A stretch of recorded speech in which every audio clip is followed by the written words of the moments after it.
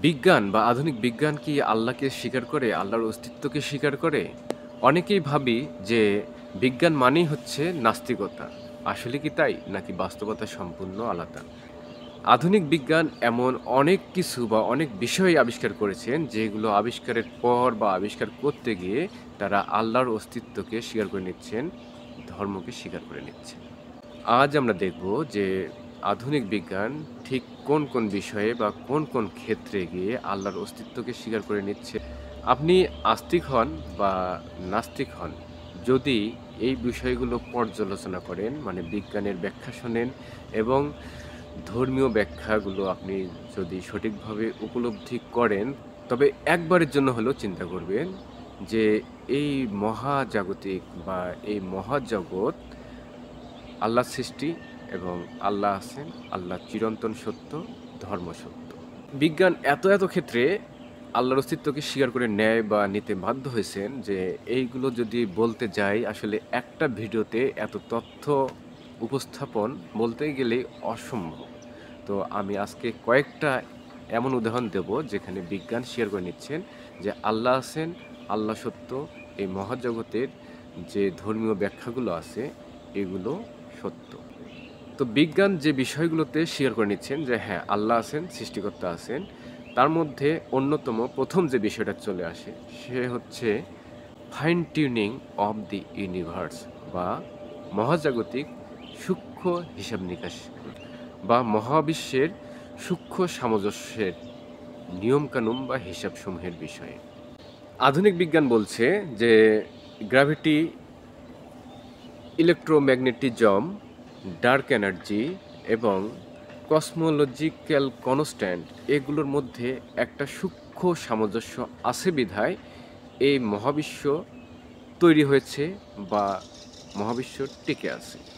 এই বিষয়গুলোর মধ্যে যদি 0.0000001%ও এদিক ওদিক হতো, তাহলে এই মহাবিশ্ব তৈরি হতো না, অথবা এই মহাবিশ্ব টিকেই থাকতো না। শুধু তাই নয়, বিজ্ঞান বলছে যদি এই সূক্ষ্ম সামঞ্জস্যগুলো এই গাণিতিক নিয়মে না চলতো, তাহলে পৃথিবী তো বা মহাবিশ্ব তো তৈরি হতোই না, এমনকি অণু পরমাণু এই বিষয়গুলো কখনোই তৈরি হতো না, মানে মহাজগৎ তৈরি হতো না।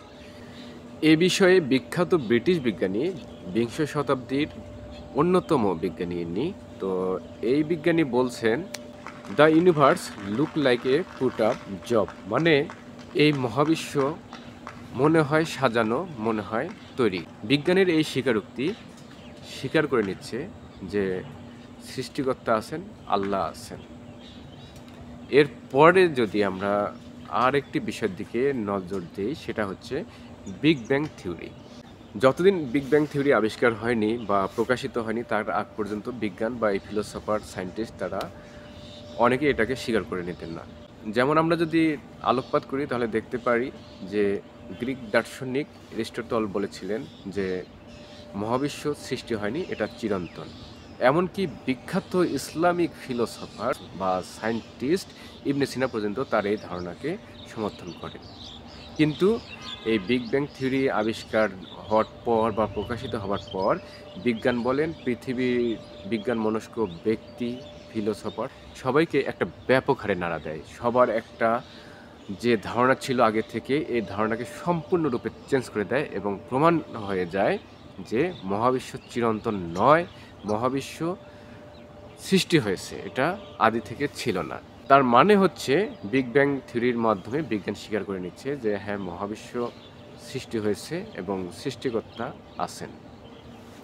তো বিগ ব্যাং থিওরির পর যদি আমরা আর একটু সামনে যাই, তাহলে আমরা যে বিষয়টার প্রতি আলোকপাত করতে পারি সেটা হচ্ছে মানব বা এই জীব শরীরের ডিএনএর বিষয়। এখন জীবদেহ বা মানব শরীর কোটি কোটি বিলিয়ন বিলিয়ন কোষ দ্বারা গঠিত। এখন এই কোষগুলো আবার, মানে এই যে কোটি কোটি যে কোষ আছে, এই কোটি কোটি কোষ আবার crore crore billion billion DNA দ্বারা গঠিত। এই ডিএনএগুলো হচ্ছে আবার কোটি কোটি বা বিলিয়ন বিলিয়ন অণুজীব দ্বারা তৈরি। বিজ্ঞান বলতেছে যে প্রায় 3.2 বিলিয়ন অণুজীব দ্বারা এক একটা ডিএনএ গঠিত হয়েছে। তো এই যে ডিএনএটা গঠিত হলো এই কোটি কোটি অণুজীব দ্বারা বা বিলিয়ন বিলিয়ন অণুজীব দ্বারা, এটা সুশৃঙ্খল সাজানো। ফ্রান্সিস ক্রিক বলেন, DNA is like a computer program, মানে এটা কম্পিউটার একটা প্রোগ্রামের মতো সুশৃঙ্খল সাজানো। তো এটা বা এই ডিএনএটা কিভাবে এত সুশৃঙ্খল সাজানো, এটা একদিনে কি তৈরি হয়েছে? এটা বিজ্ঞান বলতেছে যে কখনোই এটা হঠাৎ করে বা এমনি এমনি তৈরি হয় না। মানে একটা কম্পিউটার প্রোগ্রাম বা কোড যেমন হঠাৎ করে এমনি এমনি তৈরি করা যায় না, ঠিক তেমনি ডিএনএ হঠাৎ করে এমনি এমনি তৈরি হয় না। এটা সুশৃঙ্খল, সুবিন্যস্ত। কিন্তু বিজ্ঞান এর সঠিক কোনো ব্যাখ্যা দিতে পারে না যে কিভাবে এই সুবিন্যস্ত বা অবিন্যস্ত আকারে গঠিত হচ্ছে। এক্ষেত্রে বিজ্ঞান বলছে যে অসীম কোনো ব্যাপার আছে, একটা বিষয় আছে যার কারণে এটা এই সুশৃঙ্খল সাজানোভাবে গঠিত হচ্ছে এই ডিএনএ। তো তারা অসীম একটা ক্ষমতার কথা বলছে। তো অসীম ক্ষমতা বলতে আমরা কাকে বুঝি? অসীম ক্ষমতা বলতে আমরা বুঝতেছি যে উপরালা, মহান আল্লাহ, গড, এছাড়া আর কোনো কিছুই অসীম নয় বা ইনফিনিটি নয়। আমাদের ধর্মগ্রন্থে বা বিভিন্ন ধর্মগ্রন্থে বলা হচ্ছে আল্লাহ অসীম, আল্লাহ অনাদি, অনন্ত।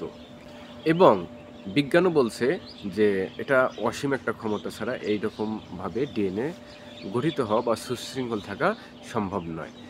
তার মানে এখানে বিজ্ঞান স্বীকার করে নিচ্ছে ইন্টেলেকচুয়াল ডিজাইনার বা মহান সৃষ্টিকর্তাকে বা তার অস্তিত্বকে স্বীকার করে নিচ্ছে। পরবর্তী যে বিষয়টার প্রতি নজর দিতে পারি, এটা হচ্ছে কনসাসনেস প্রবলেম বা চেতনা, আত্মসচেতনতামূলক যে বিজ্ঞানের বিশ্লেষণ আছে বা এ বিষয়ে বিজ্ঞান কী বলে সেদিকে যদি আমরা দৃষ্টিপাত করি, তবে দেখা যায় যে বিজ্ঞান এই যে মানুষের চেতনা বা সচেতনতা বা এই যে ব্রেন, এর ভিতরের যে বিষয়গুলো আছে এগুলো আজও সঠিকভাবে এর কোনো কুল কিনারা করতে পারে না। তো আধুনিক বিজ্ঞান এই বিষয়গুলো কোনো ব্যাখ্যা যখন দিতে পারে না, তখন এসে বলতেছে যে আমাদের এই ব্রেন বা আমাদের যে এই চেতনা বা এই বিষয়গুলো আছে এগুলো হচ্ছে কনসাসনেস নন ম্যাটেরিয়াল। মানে হচ্ছে এটা পৃথিবীর বা জাগতিক কোনো বিষয় বা উপাদান দিয়ে এই জিনিসগুলো আমাদের এইখানকার ভিতরে এই বিষয়গুলো তৈরি করা সম্ভব নয়। কিন্তু তাহলে কি দিয়ে তৈরি বা কিভাবে এগুলো তৈরি বা কি ম্যাটেরিয়ালস আছে, এর কোনো ব্যাখ্যা তাদের কাছে নেই। বিজ্ঞান যেহেতু বলছে যে এই যে আমাদের এইখানকার বিষয়গুলো এগুলো কোনো জাগতিক বিষয় নয় বা পৃথিবীতে নাই, এগুলো পৃথিবীর কোনো ম্যাটেরিয়াল দিয়ে গঠিত নয়, তাহলে এটা কি হচ্ছে? এটা হচ্ছে ইহজাগতিক বা অলৌকিক কিছু বিষয় আছে যা দিয়ে এই জিনিসগুলো গঠিত। এক্ষেত্রে বিজ্ঞান অসীম ক্ষমতাধর সৃষ্টিকর্তার অস্তিত্বকে প্রকারান্তে স্বীকার করে নিচ্ছে।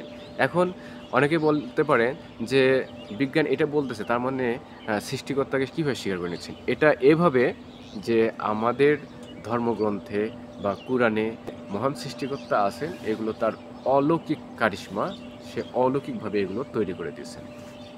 এখন বিজ্ঞানও বলতেছে যে এগুলো জাগতিক নয়, মানে আমাদের যে এই যে জাগ্রত বা ব্রেন বা এই যে চেতনা, এই বিষয়গুলো কোনো ইহজাগতিক বিষয় নয়, কারণ এগুলো পৃথিবীর কোনো ম্যাটেরিয়ালস নয়। তারাও বলছে এটা ইহজাগতিক বিষয়, এবং আমরা যারা ধর্ম মানি তো আমরা তো এটা বলতেছি যে আমাদের সৃষ্টিকর্তা এটা তৈরি করে দিয়েছেন, ইহজাগতিক বিষয়। তো দুটো মিলে যাচ্ছে। এক্ষেত্রে বিজ্ঞান স্বীকার করে নিচ্ছে এবং অস্বীকার করতেছে না যে আমরা যে বলতেছি যে আল্লাহ বা সৃষ্টিকর্তা, তার মানে এখানে বিজ্ঞান স্বীকার করে নিচ্ছে যে সৃষ্টিকর্তা আছেন।